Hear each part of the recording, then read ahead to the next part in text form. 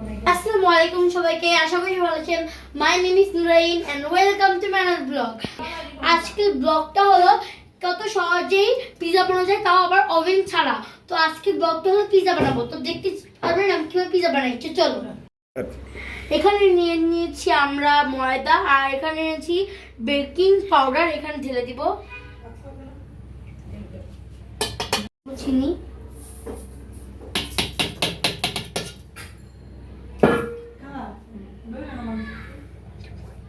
এখন আমরা এটা পানি দিয়ে মাখিয়ে নিচ্ছি। এখন আমাদের আটা রেডি হয়ে গেছে।